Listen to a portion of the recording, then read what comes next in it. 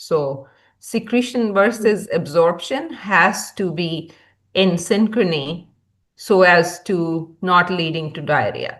So that was the whole point.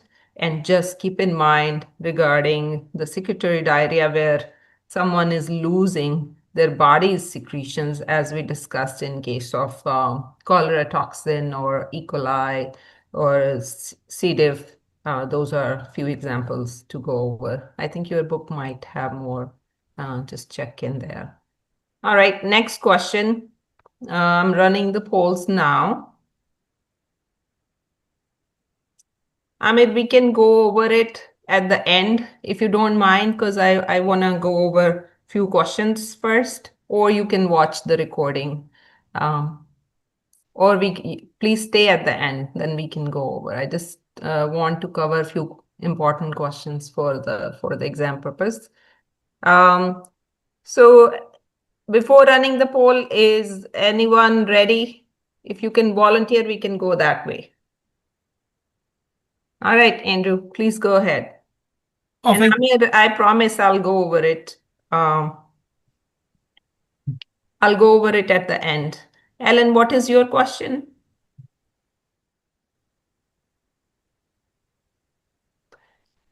Oh, you mean non-persistence? Yeah, I mean, enzyme is not there. Oh, pardon me, doctor. Would it be B?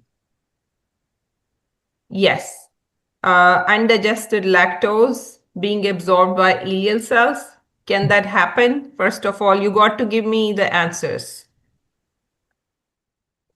B is the right answer. Yes, Abram, please go ahead. No, because it's a disaccharide, you have to break it down to glucose and galactose, and you need SGLUT, SGLT1 transporter, and GLUT as well to bring in. So that will not happen for people that are lactose intolerant. Beautiful, beautiful. So just keep in mind, we talked about very important point that your carbs would be absorbed only when they are in monosaccharide position, right? Glucose or galactose or fructose, and that's how you absorb them. So basically, it has to be digested and then absorbed. Very nice. So again, the situation is that lactose is sitting there undigested. It's an osmotic particle. It's sugar. It's holding as much water, right? So causing bacteria to grow. Patient has abdominal cramping, bloating, and gas buildup. And those are the symptoms until those sugars are sitting there, and once they pass that out, they feel fine. So that's what it is. The enzyme lactase is missing from brush border. All right, these were the challenge yourself slides. Please make sure that you have these all ready to go for your exam purpose. Digestion, enzymes, secretions, where exactly for all the secretions you got to work on the graphs as well. How the ions look like for each secretion, you got to be ready. Just draw your own so you know what we are talking about.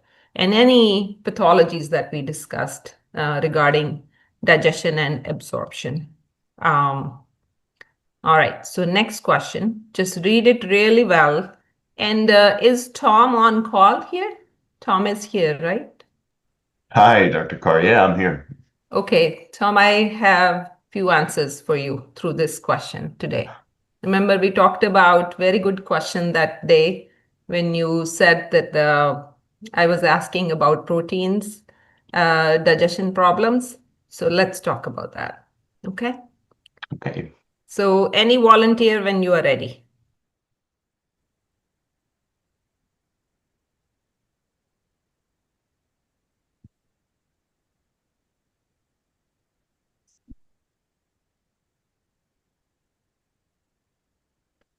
No, I'm not doing polls, Diego.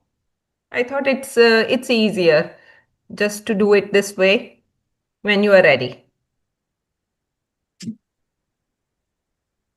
All right, Alan, please go ahead. I'm not sure, but would it be B, gluten-free diet? Just because I know that gluten in people with gluten intolerance, That destroys microvilli, and the question says that there's absence of villi. Beautiful. Thank you. Yes, B is the right answer. Now, how do you take care of the stem?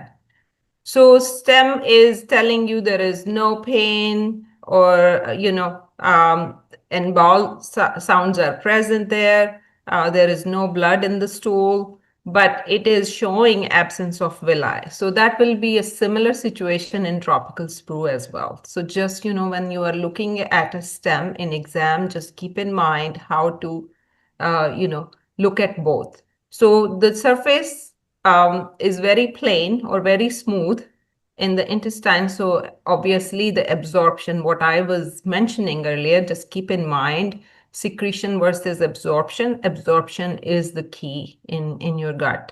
So here the key is telling you that there is increased surface intraepithelial lymphocytes. So which is basically happening in reaction to the gluten. So Tom, answering your question now, when I asked how digestion of proteins is impacted, just keep in mind that most of protein digestion is already happening by earlier part of intestine. It's mainly gluten which is indigested. Gluten is further gonna get converted into gliadin and other byproducts, and there is immune reaction to that basically. So there will be lymphocytes that are present there which can show it on the biopsy. And basically there is an enzyme, transglutaminase, which actually converts gluten into further byproducts. Tom, are you there? Hi, Dr. Carr. Yeah, I am. Makes sense. Yeah. Thanks So, for I mean, explaining. most other proteins are digested, but since your lipids are basically by the ileal surface, right? So, patient will have steatorrhea in this situation because that's where your bile pigments, in the ileal part, that's where your bile is going to come and act, and most of or complete absorption of lipids will happen by ileum, right? But your proteins are early on. So most of your proteins are digested and absorbed except for gluten, and that's where these problems are occurring, where in reaction to gluten there is sensitivity and there are lymphocytes. So sometimes people may show in their blood work this enzyme, antibodies to this enzyme that may be there, right? So that can very well indicate that there is celiac issue, right? Celiac disease. But if it doesn't show, and that may not show for every patient, and then biopsy may be required, and that would look for these increased surface intraepithelial lymphocytes. That those are there for the reaction basically. And hyperplastic crypts are basically they are getting very rigid and very tough. So that's another indication for celiac disease. That's why I put it in there in the thing. So just keep in mind, antibiotics is not a situation here, right? A patient has to go for gluten-free diet, so there is no gluten in the food. And then steroids is also, not an option long term. Both of these things will be out. Vagotomy is irrelevant here. Same thing with the E, right? Does everyone understand? So villi will be lost over time by the immune reaction that is happening there, Amir. Is that clear, Amir? Okay. All right.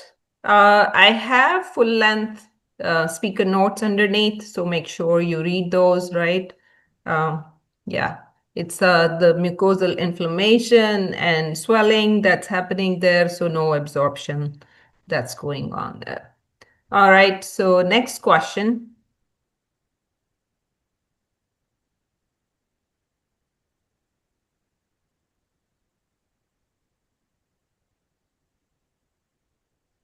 Let me know when you are ready.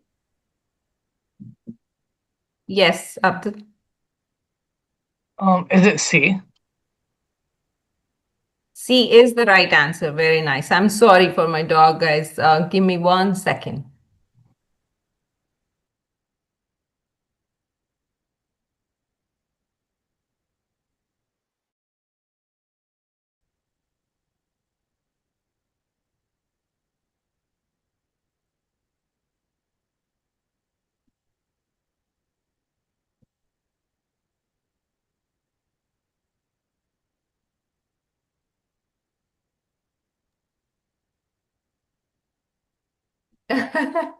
Carlos is saying, yeah, she is actually outside near the window, but yeah, someday, definitely, I'll bring her. Yeah, um, you will see her at the end of my renal session. I always bring her back in through my slides, some pictures. Um, she's a very nice dog otherwise, but when she sees another dog through the window, and that's what Christian is asking. Okay, we are going into dog discussion. So she's a mix German Shepherd and Beagle, but very docile otherwise. I mean, cute, cute dog. Okay, all right. So let's get going. Yes, who's gonna explain this?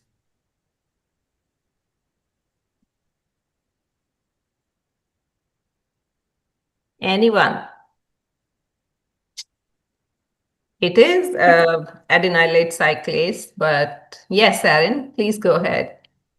So in this case, when you have like any clarotoxin, um, like GTP can't be broken down to GDP. So adenylyl cyclase is always active, meaning our Cl minus channels or chloride channels are always open, causing a release of a lot of chloride and then water following, so causing secretory diarrhea.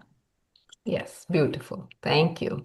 So just keep in mind that this chloride channel only opens time to time, otherwise in a normal condition, right? Whenever these hormones are coming and binding to it, all the GI hormones that we are talking here, right? Or the neurotransmitters. Yes, Tom, you have a question? Hi, Dr. Carr. Yeah, I was just curious for this question, would this just have to be a fact that we have to discretely memorize that the cholera toxin's a GS like style signaling pathway? I mean, yeah, I mean, ideally you have learned it all, right? Through G receptors, all the activations, you have learned it already. So if you know the CAMP pathway, which is gonna open the chloride channel, yeah, that's all. We are not going over, like specific pathways for each channel, but you need to know the transporters that we have discussed, all the transporters that we have discussed on all the GI cells, like parietal cell or your ductal cells, acinar cells. So those have to be ready. Okay, those have to be ready. Yeah. Okay, Mary is asking something to Erin. Sure. So I'm just going to explain it one more time since Amir had asked that question earlier. So Amir, here it is. Basically, if you look now towards the right side here, these are the villi, lumen of the intestine, right? And there are some invaginations in between the villi. Those we call those cells cells of crypts, right? So these cells of crypts are actually unique in a way that they although they have all these transporters sitting up there, like how you are seeing here on the left side, but they also secrete some secretions time to time along with electrolytes, right? So these secretions in any natural situation, these villi or microvilli, they will take care of those secretions which are coming out. So you just have to understand secretion versus absorption concept. And as I mentioned, you have so many GI secretions coming by the time it's reaching the intestine. You have so many secretions that are coming from salivary juice, right? The gastric juice or bile juice or pancreatic juice. So it's overwhelming by that point. So all these secretions have to be absorbed really well through these microvilli. But in such a situation, if there is an infection by cholera or E. coli or C. diff or I'm forgetting few other pathogens, they will go bind to these G proteins and activate adenylate cyclase. So your ATP is getting converted into CAMP, and CAMP we need to open these chloride channels. So once this is permanently bound, this is going to open this channel permanently, right? Instead of like natural, like smaller time opening and then closed. No, it's open now and throwing chloride out, tons of it. So the secretory diarrhea is now based on if you are building up a negative charge here in the lumen of the gut, you are basically drawing more sodium out through the paracellular routes and water is just going to follow. So tons of secretions, your body's own secretions. That's why the patient will lose blood volume so quickly and the blood pressure, right? That's how these infections can be fatal. Does that make sense, Amir, now? Amir, are you there? Okay. All right. Okay, let me know if it didn't make sense. I think you need to read as well. So make sure that you have done the homework on that part and then let me know. Yeah, it can be fatal in no time, actually. So here's the paper, the famous paper. I brought in that other day as well. So cystic fibrosis, they were working on the mice, basically. It's a science paper.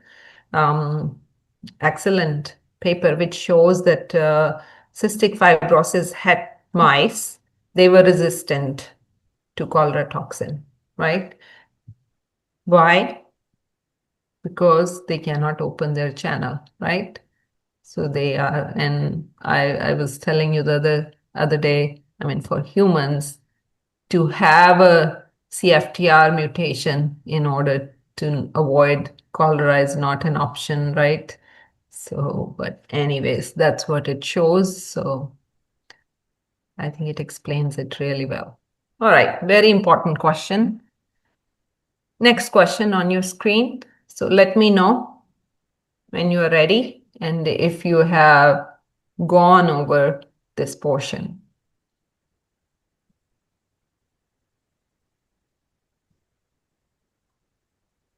Okay, Bursum is saying B. Diego as well. All right, few more. Very good. B is the right answer. Now, who will explain us? What's going on? What's going on? Any volunteer? Yes, Bursum, please go ahead.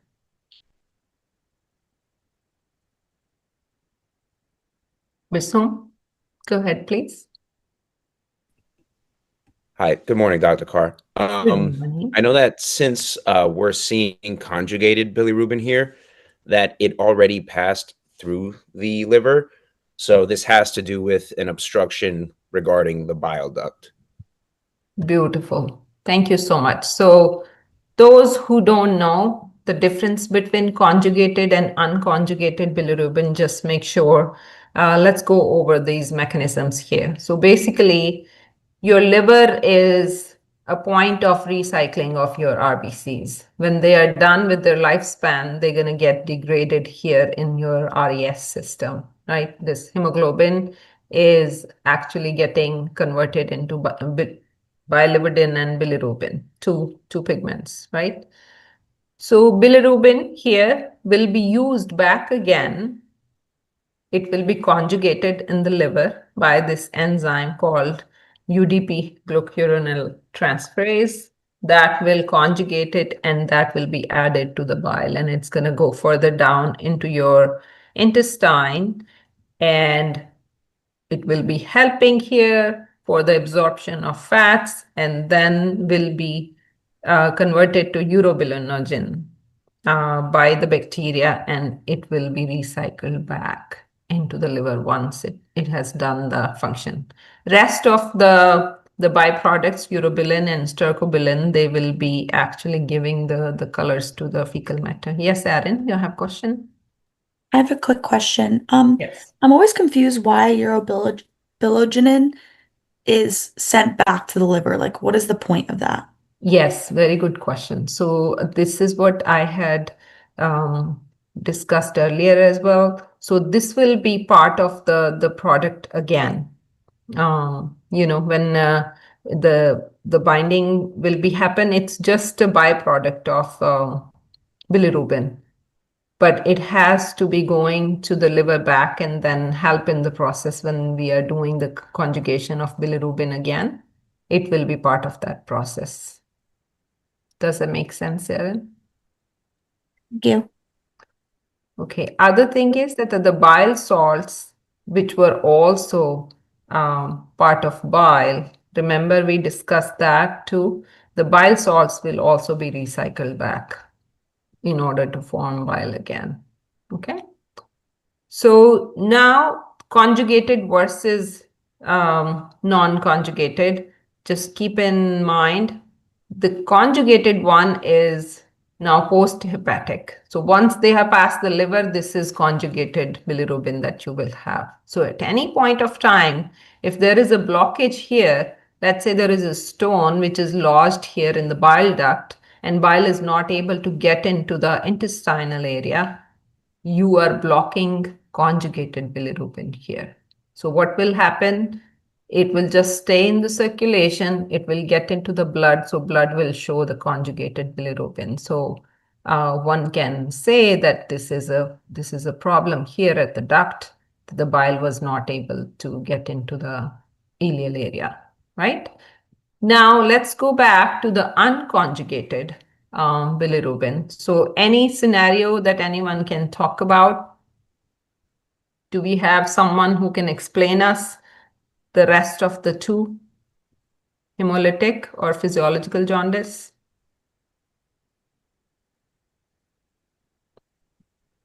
Any volunteer? Hemolytic or physiological jaundice? No one?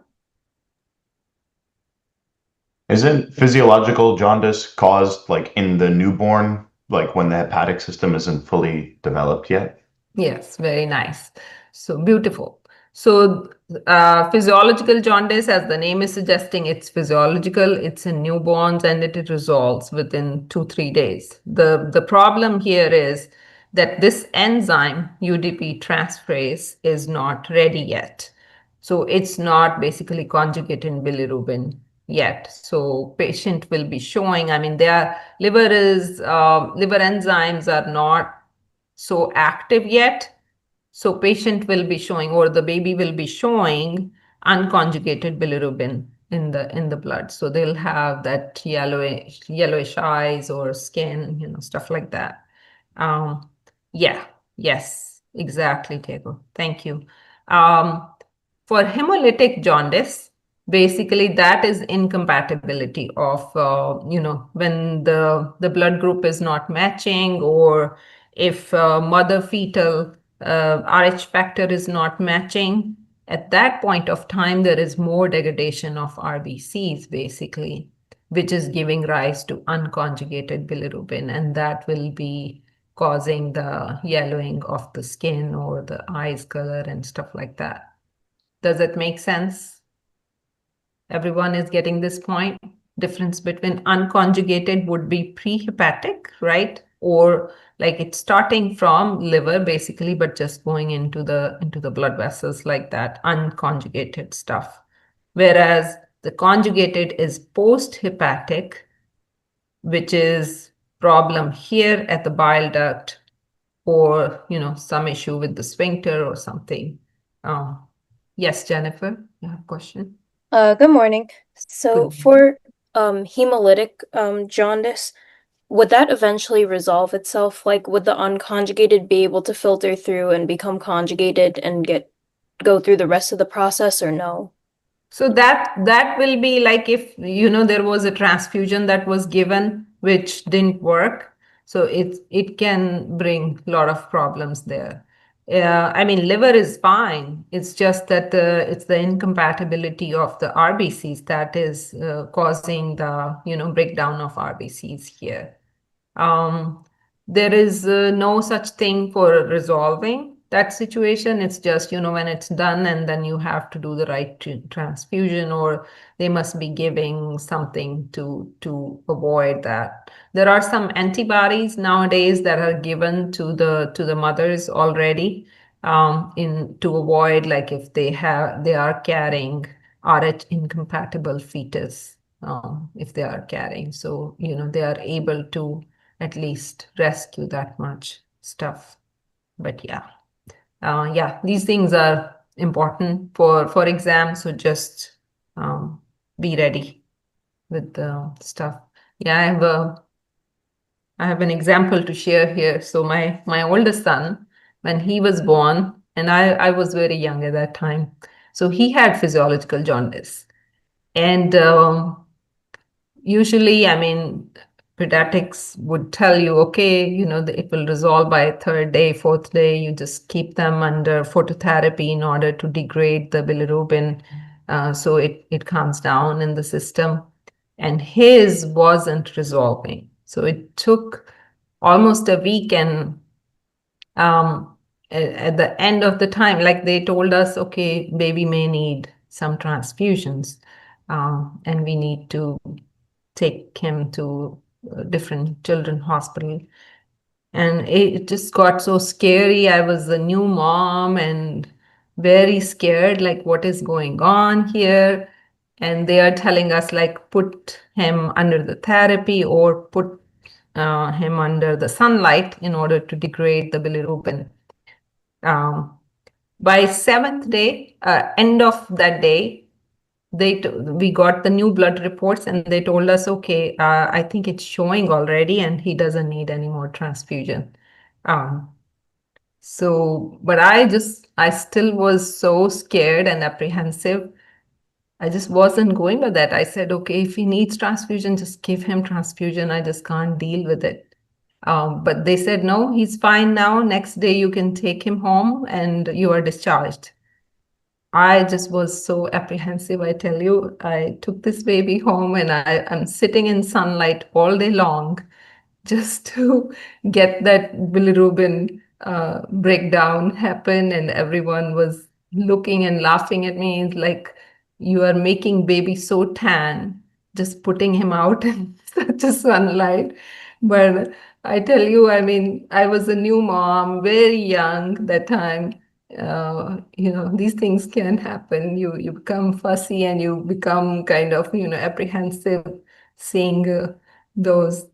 Yeah, he did. I tell you, he did. But it was funny, but not funny at that time. But yeah, these things can impact the new mommies for sure. First time. All right. Okay, so let's get going. Next question. Very important again for the exam purpose.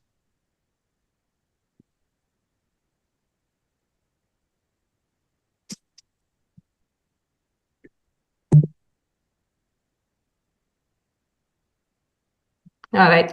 Let me know when you're ready.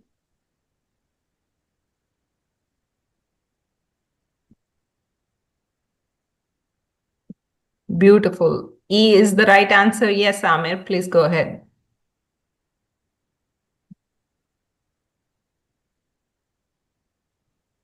Amir, you are going to answer?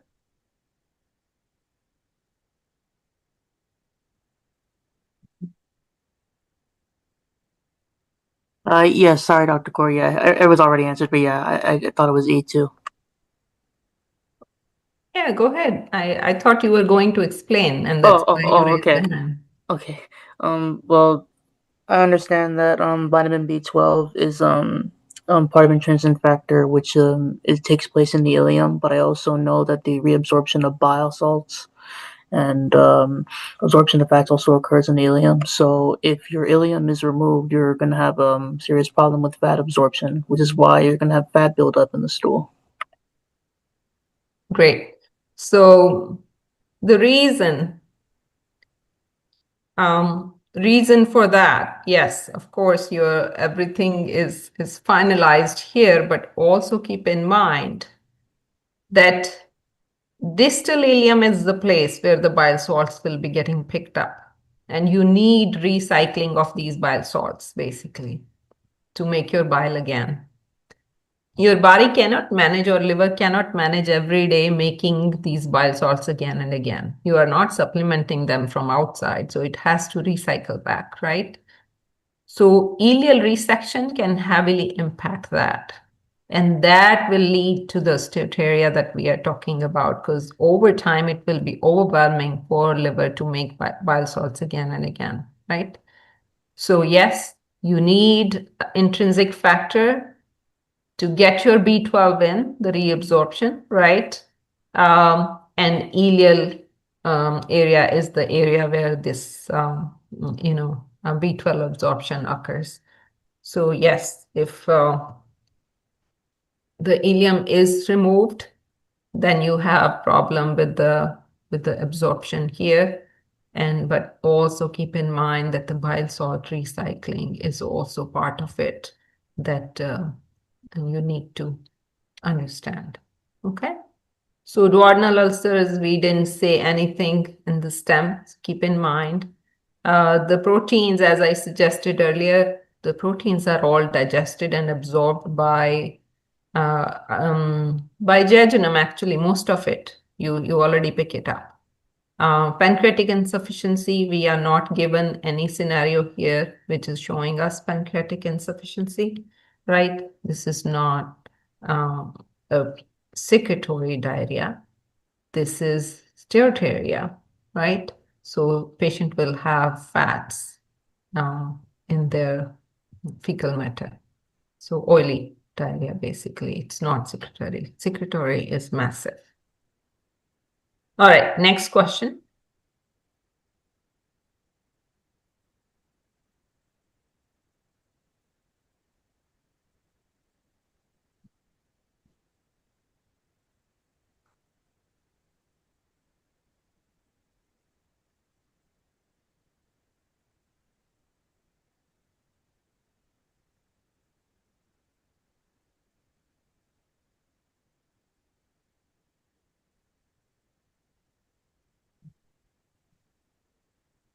Anyone?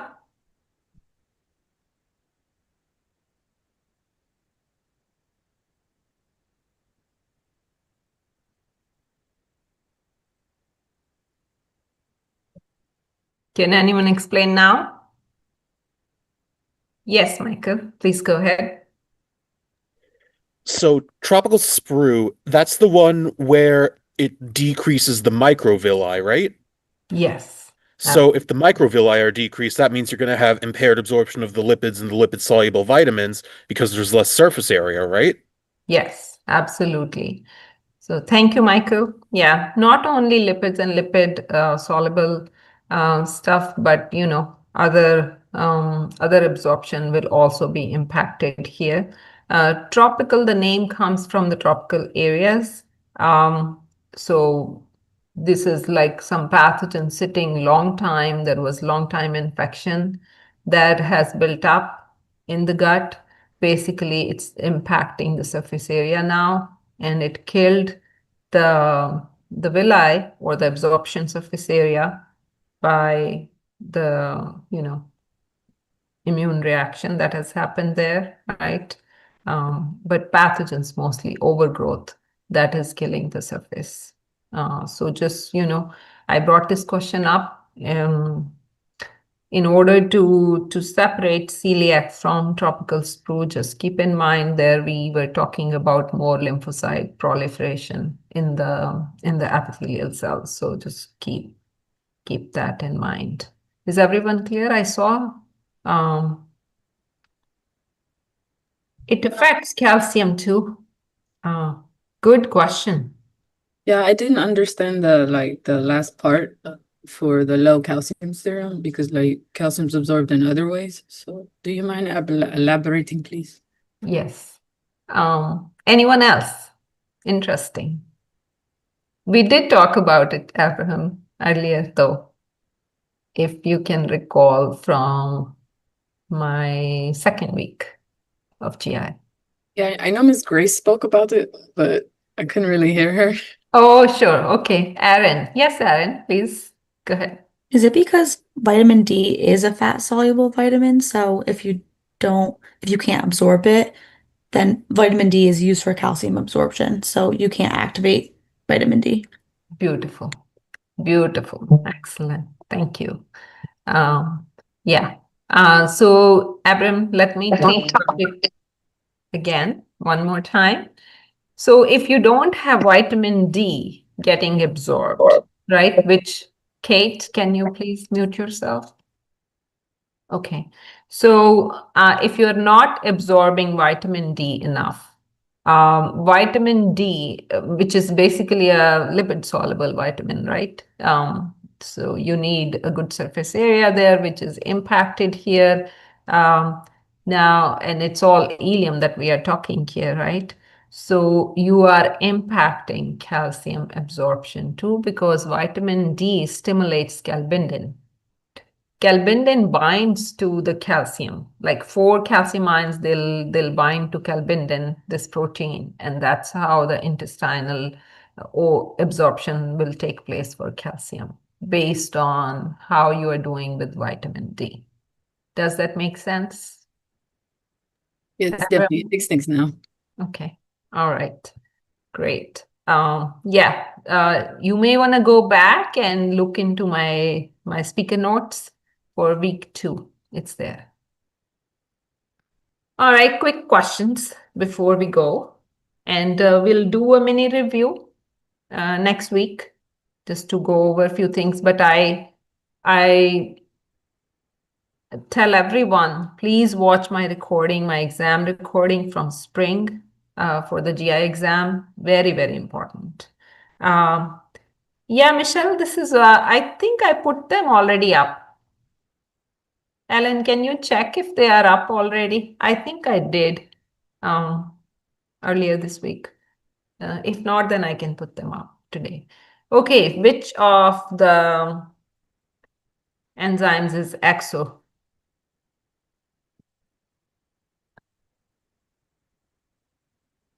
Oh, okay, Michelle, you can take it from the DO students. Can anyone help Michelle, please? Oh, thank you, Mary. Diego, E is not the right answer. Very nice. Yes, Michael, you are correct. I brought this question up just so you are ready with exo and endopeptidases. What are the ones which are coming as zymogens?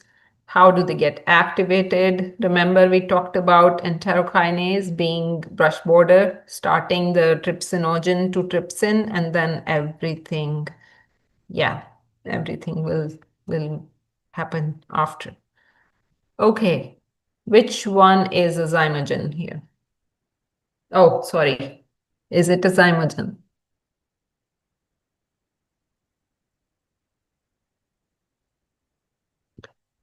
Phospholipase A2. Is it a zymogen?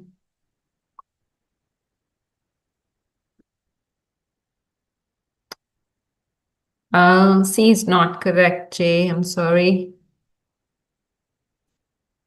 Yes, B is the right answer. It is activated by trypsin. Remember, I had told you that sometimes the surface is covered very heavily by bile salts. So for these enzymes, for colipase, procolipase to get changed into colipase in order to push them away, and then phospholipase A is also activated by trypsin, and then it will start working on on the fats. Okay, which one is not fat soluble? This should be easy, right? Beautiful. Yes, A is the right answer. Very nice. Okay, you're doing good so far. So for the exam, you got to be ready. Which are fat soluble? How do they get absorbed? Right? We talked about it. It's same route as fats, right? Water soluble, they are sodium dependent co-transport. It's passive. Oh, it's not passive. I'm sorry. This one is not passive. This is secondary active. I think one of the vitamins is passive too. I can't recall which one it is. I can let you know after. B12 is intrinsic factor, so keep that in mind. Calcium, iron, where exactly they're all going in small intestine, right? Then sodium in colon.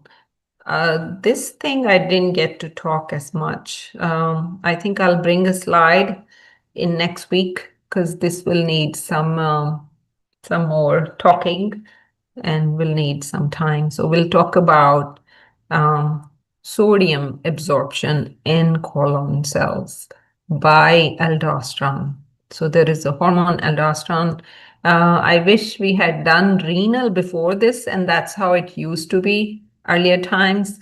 And then we had talked about all the transporters in renal, and then GI became much easier to follow. But anyhow, we'll talk about aldosterone. Yes, Sadaf, you have question? Yeah, Dr. Carr, I think vitamin K should be the passive one. K is passive? Yeah, These are all fat. I use can it check. specifically passive. It's passive in ileum and colon. Okay, I can check back again. I thought that there was one of the water soluble, which is passive, but I can check back. I can't recall. I think it's niacin or something. Can't recall at this time. I'll let you know next week when we go over this again. All right. So B12 essential for what?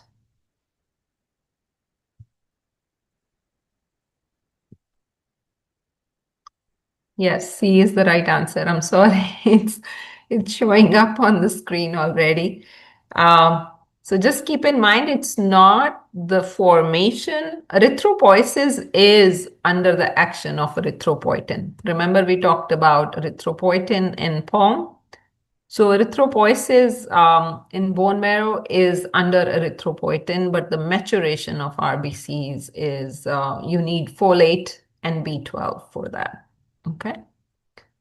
All right. I think we are doing pretty well. And that's it pretty much. Oh, this is last question. Okay. This should be easy now since we have discussed it a few times. Very nice. So basically it will be secretory diarrhea, right? Again, adenylate cyclase activation. Jaundice will be the blockage or, hemolytic stuff that we talked about, or physiological jaundice, different reasons that we discussed.